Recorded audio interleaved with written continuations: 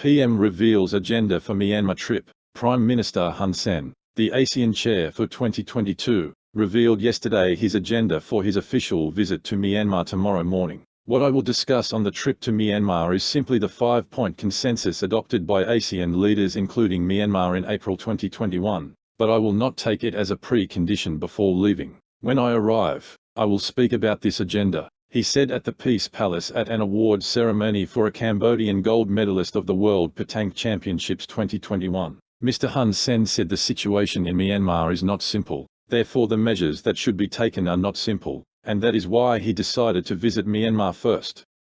The ASEAN Special Envoy will continue the work he begins there. Cambodia is not aiming to gain any benefits from this. Cambodia is small and its population is less than Myanmar, but we want to see the situation in Myanmar improve on behalf of ASEAN. Citizens of Myanmar, do you want your country to fall into civil war or do you want to solve this issue? The most important thing now is to stop violence from all sides in the crisis, he said.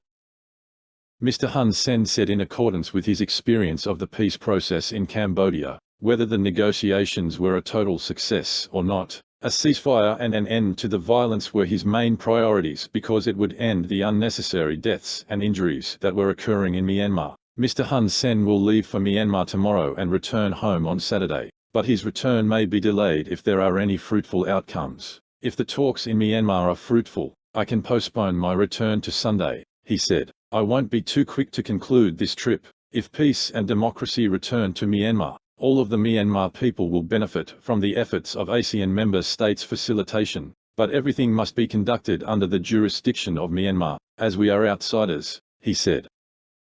Minister of Foreign Affairs Prak Sokhonn, who will be one of the high-level delegates to visit Myanmar with Mr. Hun Sen, told participants in a virtual lecture hosted by the Yusof Ishaq Institute on Monday that the situation in Myanmar is very complex because of their political history, political culture and the military's dominant role for almost 70 years. We also know that there are more than 120 ethnic groups, 20 of them armed, and these factors have created a kind of civil war which is amongst the longest ongoing conflicts around the world. Sokhonn said since last year, there have been equal concerns for Myanmar and the region, especially the ASEAN nations. The political and security crisis in Myanmar is deepening and has led to economic, health and humanitarian crises. We can see that all of the ingredients for a civil war are now on the table. There are two governments, several armed forces, people participating in a civil disobedience movement and guerrilla warfare undertaken around the country. The Myanmar crisis has bad implications for regional stability. Although we are not selfish, it has bad implications on ASEAN's image, credibility, unity, centrality and our community building process.